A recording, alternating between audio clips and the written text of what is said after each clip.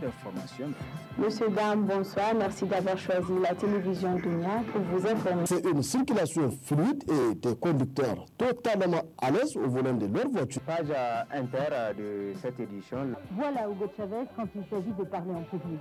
Ses déclarations ont fait le tour du monde. Voilà, ici se referme ce journal.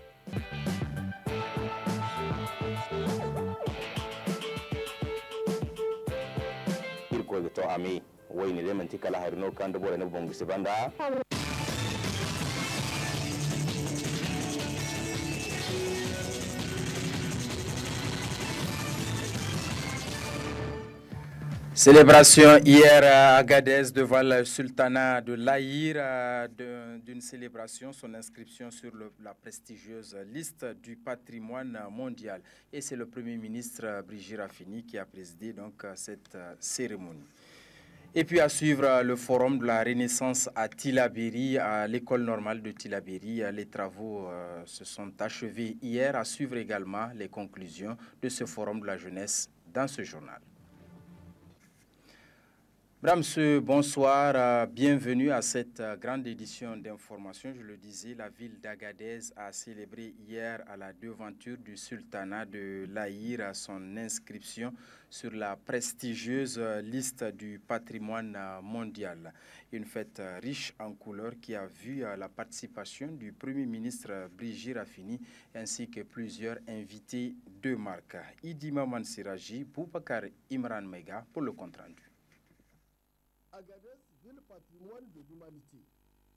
La cérémonie officielle de l'inscription de la ville sur la liste des patrimoines de l'humanité s'est déroulée à la devanture du sultanat en présence du Premier ministre Brigitte Raffini, de plusieurs membres du gouvernement, des chefs traditionnels dont le sultan de l'Aïr et le sultan du Damagaram, de plusieurs autres invités de marque.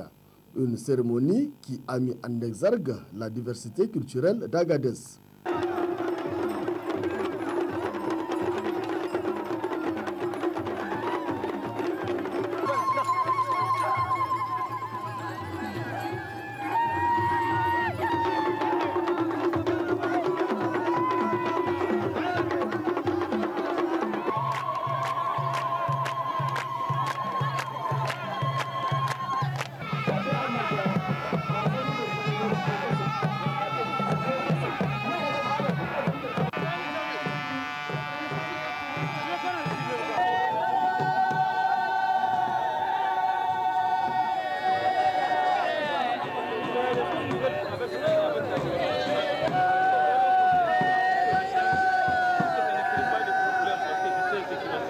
Après les mots de bienvenue du premier vice-maire d'Agadez et du président du comité d'organisation de la fête, le président du conseil régional d'Agadez, Mohamed Anako, a évoqué le riche passé de la ville et notamment son potentiel touristique.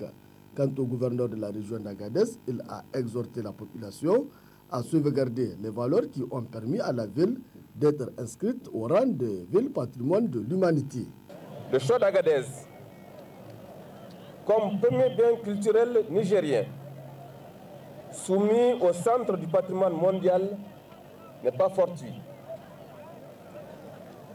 La vieille ville d'Agadez est un ensemble culturel caractérisé par un certain nombre de valeurs historiques, architecturales, religieuses, artistiques, gardées jalousement par des hommes et des femmes des siècles durant.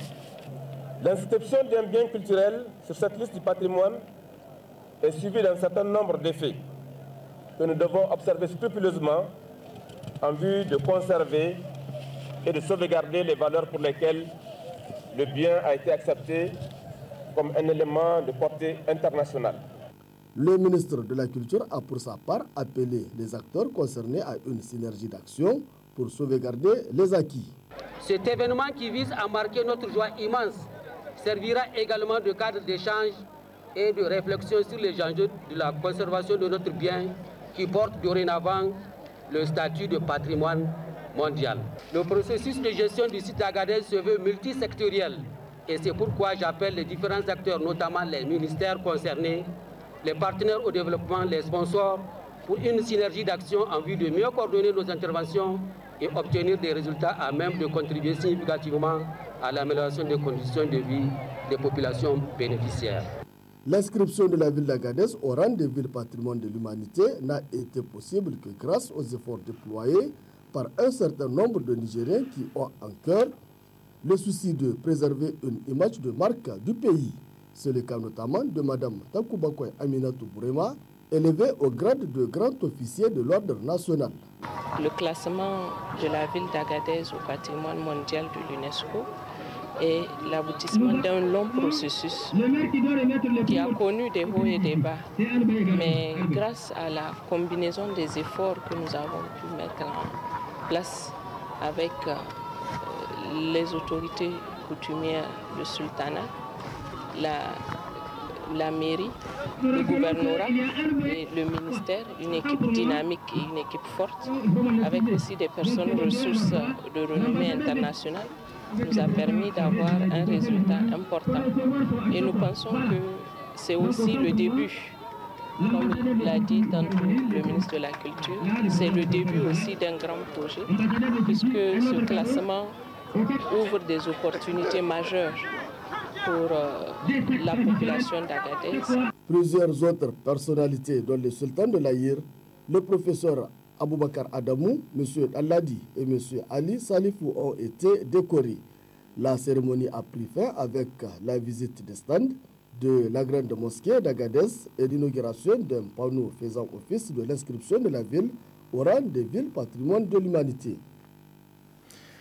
Et puis, en marge de ces festivités marquant l'inscription de la ville d'Agadez sur la liste des villes patrimoine de l'humanité, le Premier ministre Brigitte Raffini a effectué une visite sur le site du projet Iraser Tamesna, un projet de 11 milliards de francs CFA obtenu avec l'appui financier d'Areva et qui vise à sécuriser les populations sur le plan alimentaire. Retrouvons une fois de plus Idima Mansiraji et Imran Mega. Lancé il y a 15 mois de cela, le projet Iraser Tamesna vise la mise en place d'un système intégrant l'agriculture et l'élevage en vue de l'émergence d'une nouvelle génération d'exploitants agricoles modernes à l'horizon 2020.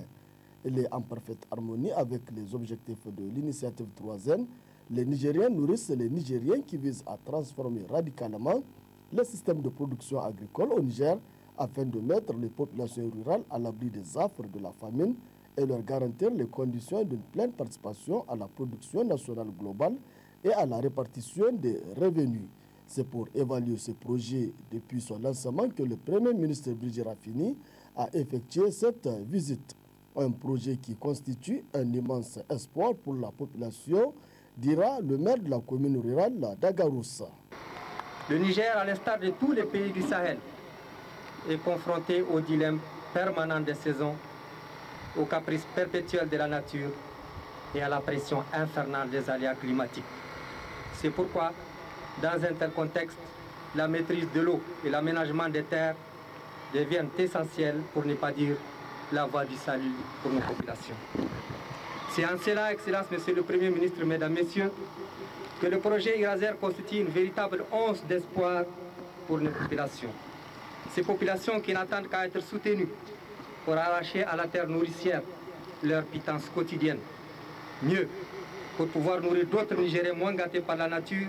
Quant au gouverneur de la région d'Agadez, le colonel-major Garba Mekudo, il dira que le projet Iraser Tamesna dénote de la volonté des autorités de la 7e République de non seulement sécuriser les Nigériens sur le plan alimentaire, mais aussi de pourvoir de l'emploi aux jeunes. Prenant la parole à son tour, le Premier ministre Brigitte Raffini a indiqué que dès janvier 2014, les autorités veulent passer à une autre phase de la mise en œuvre de l'initiative 3N.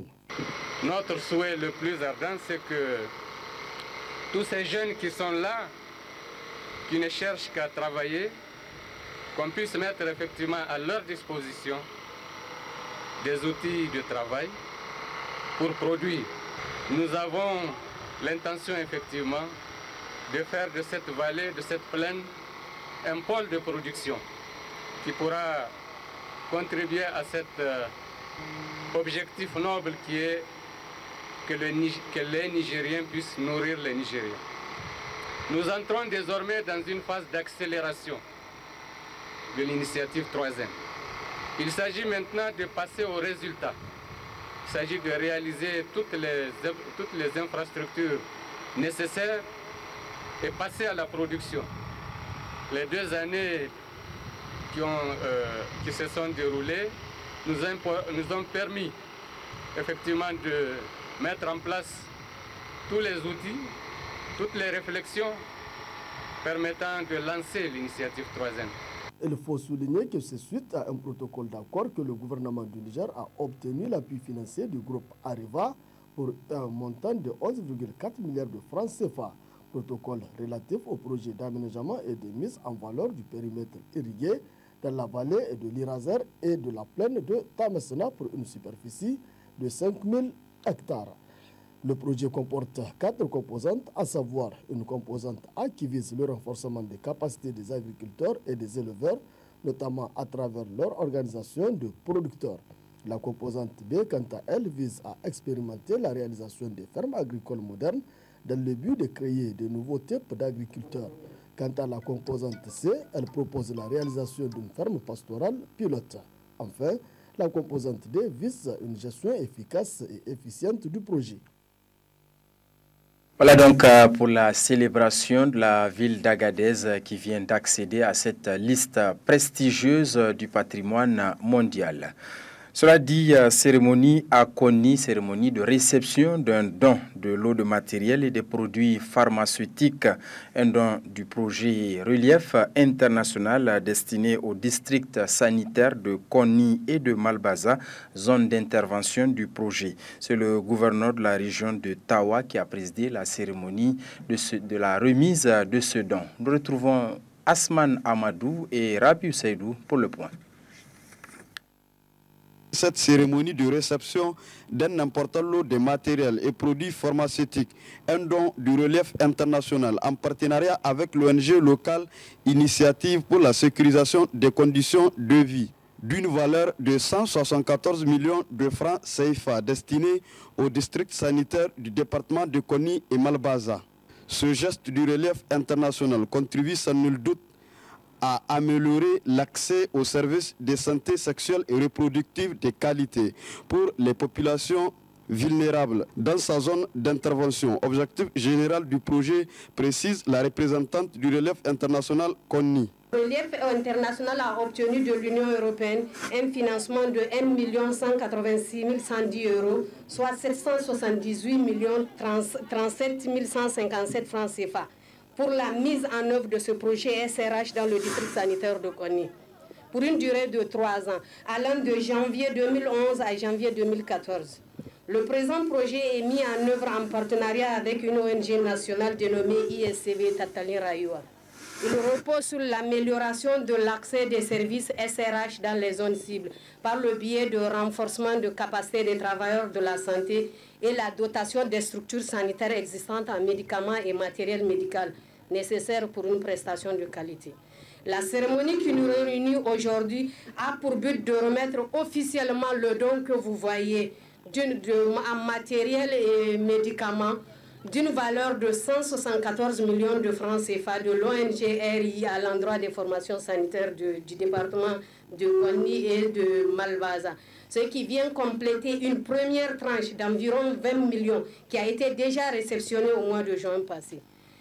Pour terminer, nous réitérons notre volonté à collaborer franchement avec nos différents partenaires et espérons que ces médicaments et matériels réceptionnés seront utilisés à bon escient. Le maire de la commune urbaine de Konni, le préfet du département, ont tour à tour pris la parole à l'occasion de cette cérémonie pour saluer cette heureuse initiative qui vient de renforcer ce secteur sanitaire. Ce geste humanitaire du Relief International est la suite d'une série de réalisations du projet dans sa zone d'intervention pour soulager les populations bénéficiaires, a souligné le gouverneur de la région de Tawa en réceptionnant ce don. Ces produits médicaux, objet de la présente cérémonie, contribueront à l'amélioration des prestations en matière de santé de la reproduction, notamment les consultations prénatales, les accouchements assistés et la planification familiale. C'est donc le lieu d'adresser au nom des populations bénéficiaires notre profonde gratitude à l'ONG Relève International et à l'ensemble des partenaires techniques et financiers de la région. Mesdames et messieurs, comme vous le savez, l'atteinte des objectifs du millénaire en matière de santé traduit la ferme volonté de l'État à ne ménager aucun effort pour réduire la mortalité maternelle et infanto-juvénile à l'horizon 2015. Cette cérémonie a été sanctionnée par la visite des composantes de ce lot de matériel et produits pharmaceutiques avec la délégation des responsables de ce district sanitaire de Koni. Les rideaux sont tombés hier après-midi à l'école normale de Tillabéri des travaux du premier forum de la Renaissance organisé par l'Alliance des jeunes pour la Renaissance du Niger. Le thème la jeunesse face à l'insécurité. Et c'est le secrétaire général adjoint du gouvernorat de la région de Tillabéri qui a présidé la cérémonie de clôture. Ismaël Baidi. Après 2 jours d'intenses travaux, les participants à la première édition du Forum de la Renaissance, initié par l'Alliance des jeunes pour la Renaissance du Niger, AJRN, autour du thème « Jeunesse nigérienne face aux défis de l'insécurité », ont formulé plusieurs résolutions et recommandations. Les participants au présent forum s'engagent à collaborer avec les autorités administratives, coutumières et forces de défense et sécurité pour lutter contre l'insécurité au Niger. À l'intensifier la sensibilisation afin que soit dénoncée toute présence ou comportement suspect, à encourager les jeunes à intégrer les corps de défense et de sécurité à l'endroit de l'État. Mise en œuvre une véritable politique de lutte contre la pauvreté, la corruption, l'impunité et le chômage des jeunes. Durant ces 2 jours, les participants ont été bien édifiés à travers des conférences-débats et des séances de sensibilisation sur les enjeux de la lutte contre l'insécurité au Niger. En vérité, en ces jours entre vos mains intentionnées, nous avons beaucoup appris, dont on ne peut que saluer et encourager l'initiative. C'est vraiment, nous souhaiterons que ça soit continuel. C'est vraiment, comme je l'avais dit tantôt, c'est une initiative que nous apprécions à sa juste valeur. On a beaucoup appris. On a appris beaucoup de choses sur l'insécurité. Et en tant que jeune, on est prêt à aider le gouvernement de la 7e République à bien combattre le fléau, parce que c'est un fléau vraiment. Surtout, l'insécurité joue beaucoup plus sur les jeunes. Le président de l'AJRN a rassuré les autorités de la région de Tillabéri qu'avec les connaissances acquises au cours de ce forum, qu'ils apporteront leur contribution dans la lutte contre l'insécurité au Niger. Nous pouvons vous rassurer que les connaissances acquises et les informations reçues au cours du présent forum constituent pour nous un outil nous permettant d'apporter notre contribution en matière de lutte contre l'insécurité, qui est aujourd'hui une préoccupation des autorités de la 7e République, au premier rang desquels son Excellence M. Issifou Mahamadou, président de la République du Niger, chef de l'État, tout en espérant que cette initiative soit pérennisée dans le temps. Je souhaite un bon retour à tous les participants et participantes dans leurs foyers respectifs. En procédant à la clôture des travaux du forum, le secrétaire général adjoint du gouvernorat de Tillabéri a remercié les participants pour leur prise de conscience et leur engagement à lutter contre l'insécurité. Nous ne pouvons que nous réjouir. Nous réjouir parce que les responsables de demain ont pris conscience du problème de l'insécurité et s'engagent à appuyer les autorités de la 7e République pour combattre cette insécurité. Et pour cela, je ne manquerai pas de porter à la connaissance du gouverneur absent de la prise de conscience et de l'engagement de notre jeunesse pour lutter contre l'insécurité sous toutes ses formes. Dorénavant, ces jeunes ont pris conscience de leur rôle et responsabilité à lutter contre l'insécurité au Niger. Rendez-vous est pris en 2014 dans la région d'Agadez pour la deuxième édition du Forum de la Renaissance. Cérémonie de consécration de la 10e promotion d'élèves officiers de l'école de formation des officiers de forces armées nigériennes. C'était en présence de Hassoumi Massaoudou, assurant l'intérim du ministre de la Défense, Taïro Amadou. Après 2 mois de formation initiale, le FOFAN célèbre la cérémonie traditionnelle de consécration au statut d'élève officier actif de la 10e promotion dénommée promotion Nassirou Ousmane Garba. Dans son discours, le colonel Mahamadou Moukaila, commandant de l'EFOFAN, a rappelé le moment fort et expérimental de la vie militaire. 2 mois qui constituent une véritable transition de la vie civile, familiale, vers celle des privations et d'inconfort moral, le tout bien sûr dans la transmission des traditions et valeurs qui fondent la grandeur du métier des armes. Élèves officiers de la 10e promotion, dans les méditations nocturnes imposées à vous par vos anciens durant ces 2 premiers mois passés ici à l'école, vous avez sans doute mesuré la dimension de votre engagement à aspirer à la carrière de l'officier. Des méditations au cours desquelles, j'en suis persuadé, vous avez perçu que la vie militaire vous réserve bien d'expérience et exigences à conquérir et captiver. La formation civique et morale avec laquelle vous avez renoué ici à l'EFOFAN vous a certainement rappelé une exigence permanente et essentielle pour l'officier. J'ai nommé le désintéressement.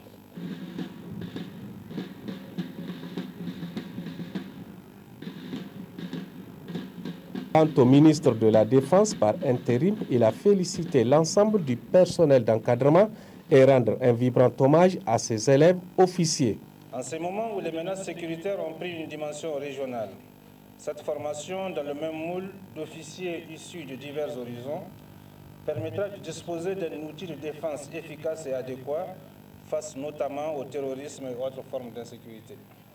La réforme de la durée académique qui est passée de 3 ans à 2 ans permettra à l'école de formation des officiers des forces armées nigériennes de doter nos armées de jeunes officiers militairement bien formés et avec un bon niveau universitaire, les préparant ainsi mieux aux exigences de leur future carrière d'officier. Chers élèves officiers de la 10e promotion, c'est un honneur pour vous d'être présentés au drapeau, symbole de la nation, d'accéder au sabre et de porter les passants alpha avant de recevoir le baptême. Je vous souhaite plein épanouissement au sein de la famille militaire. Ayez en permanence le sens de l'honneur, de la bravoure et de la dignité, à l'image de votre illustre parrain, et pour honorer la mémoire du valeureux officier dont votre promotion portera le nom. Présent à cette cérémonie, le colonel Moussa Moumouni Djermakoy a été désigné parrain de cette promotion. Autre cérémonie d'ouverture, cette fois-ci d'un séminaire de 48 heures initié par la Caisse nationale de sécurité sociale à l'endroit des travailleurs et employeurs du secteur des transports. Objectif de ce séminaire, former, informer et sensibiliser les travailleurs et employeurs du secteur des transports. C'est Nimaïkido Jibril pour le compte-rendu. Former, informer et sensibiliser travailleurs et employeurs du secteur des transports sur la mission de la Caisse nationale de sécurité sociale. Tels sont entre autres les objectifs visés par la Caisse nationale de sécurité sociale à travers ce séminaire. Étant notre partenaire, nous avons demandé à ce que la Caisse forme nos militants sur les prestations familiales, la cotisation familiale et les accidents de travail. Donc voilà les raisons qui ont poussé aujourd'hui la Caisse et la CSSTN à organiser ce séminaire aujourd'hui de 2 jours. Il y avait vraiment un amalgame, c'est-à-dire les chauffeurs, surtout au niveau des chauffeurs. Les chauffeurs ne savent pas effectivement s'ils sont assurés par la Caisse ou bien par les assurances.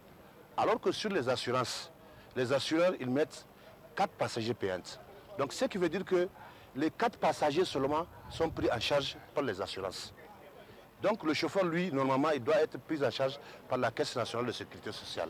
Procédant à l'ouverture des assises du séminaire, le secrétaire général de la Caisse nationale de sécurité sociale a retracé les mesures salvatrices adoptées par l'État en faveur des travailleurs et salariés et mises en œuvre par la Caisse nationale de sécurité sociale. Il s'agit de la majoration de 10% de toutes les rentes dues au titre des accidents de travail ou de maladies professionnelles ayant entraîné la mort de la victime ou une incapacité permanente au moins égale à 10% avec date d'effet le 1er janvier 2012.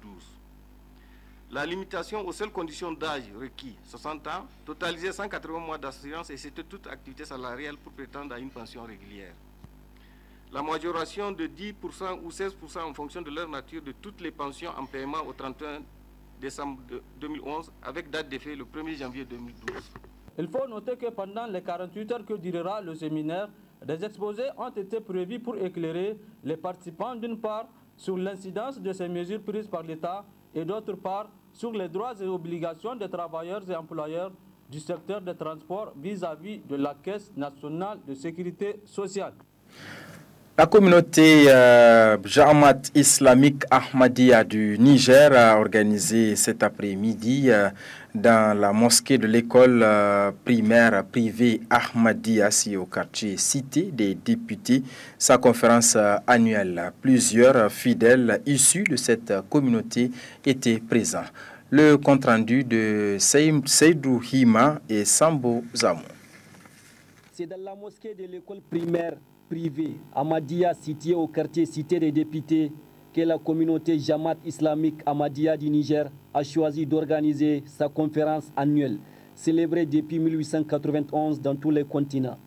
L'émir Rana Farouk, venu du Bénin pour la circonstance, a édifié les fidèles sur cette religion avant de revenir sur le bien fondé du thème de cette année ainsi que l'objectif recherché. Pour un changement radical, c'est le sacrifice qui demande. Tant que nous n'avons pas compris le sens du sacrifice, changement, c'est très difficile. Ce n'est pas seulement, quand je dis le sacrifice, c'est le dépensier de l'argent, c'est le sacrifice de ton temps, c'est le sacrifice de ta santé, c'est le sacrifice de tous les moyens que tu as disponibles, que tu portes, que Dieu t'a fourni. C'est là qui est l'objectif de cette année, de faire sensibiliser nos membres de la communauté Ahmadiyya du Niger, que nous voudrions aussi un changement, c'est-à-dire changement de soi-même, de changement de nos foyers. Sachez bien que le voie sublime que le prophète Mohammed sallallahu alayhi wa sallam nous a enseigné, il a présenté un très grand sacrifice. Ses disciples, ses compagnons, nous disons le Sahaba et les Sahabiyat, raziyallahu anhum, raziyallahu anhunna, ils ont passé un très grand sacrifice. Et aujourd'hui, nous remercions Allah, nous remercions ces compagnons de Mohammed sallallahu alayhi wa sallam qui ont passé un grand sacrifice que le message de l'islam, qui est l'amour, qui est la paix, que nous avons reçu, nous avons accepté. Et aujourd'hui, nous prononçons, nous prolongeons, nous lançons l'humanité. Que venez accepter, embrasser. C'est le seul message de la paix, de l'amour que le prophète Mohammed sallallahu alayhi wa sallam a amené pour l'humanité. Il convient de noter que depuis son installation au Niger en 2009, cette communauté a beaucoup progressé. Jamaat islamique Ahmadiyya s'est donné comme mission de comprendre et représenter le vrai islam pratiqué par le prophète Mohammed, paix et salut sur lui. Ouverture ce matin au stade général Seyni Kounché de Niamey d'un atelier de mise en place de l'interprofession de la filière oignon, organisé par le projet Prodex, le projet de développement des exportations des marchés sylvo-pastoraux, un atelier qui permettra de professionnaliser ce secteur. Le compte-rendu de Murtala Zoubairou et Soumaïla Dandi. Après l'installation de l'interprofession de la filière Niébé, le projet de développement des exportations et des marchés sylvo-pastoraux a procédé à celle de la filière oignon à travers le présent atelier qui vise à examiner et à adopter des résultats et le règlement intérieur régissant le fonctionnement interne de l'interprofession. le projet de développement des exportations et des marchés agro-silvopastoraux, dont l'objectif est d'accroître la valeur des produits commercialisés par les producteurs qui sont soutenus pour accroître, disons, avoir une croissance soutenue en milieu rural, qui est une initiative du gouvernement du Niger et qui est financée par la Banque mondiale à hauteur d'environ 20 milliards de francs CFA pour une durée de 5 ans. Le projet a commencé son exécution en décembre 2009 et aujourd'hui, après 4 ans de mise en œuvre, au niveau de l'ensemble des filières que nous accompagnons, dont nous accompagnons le développement, en particulier la filière oignon, il y a des résultats extrêmement satisfaisants qui ont été soulignés par l'ensemble des partenaires, notamment la Banque mondiale et le gouvernement. Procédant à l'ouverture des travaux de cet atelier, le secrétaire général du ministère de l'Agriculture a souligné l'importance de la filière oignon pour les populations nigériennes. La filière oignon constitue pour les populations du Niger un important levier de croissance économique et de lutte contre la pauvreté. C'est pourquoi, dans la conception du Prodex, cette filière a été classée parmi les filières prioritaires et a bénéficié dans le cadre de ce projet d'importants investissements dans ces différents maillons, de plus de 3677 sous-projets pour un montant décaissé de plus de 4 milliards 800 millions de francs CFA sous forme de subventions au 31 octobre 2013. À la fin de ces travaux, les résultats qui sortiront permettront de mettre la filière oignon sur de meilleures perspectives économiques et sociales. Voilà, messieurs, dames, c'est donc tout pour cette grande édition d'information sur la télévision Dunia. Merci de l'avoir suivi. D'ici là, passez d'excellents moments en compagnie de nos programmes. Au revoir, à très bientôt.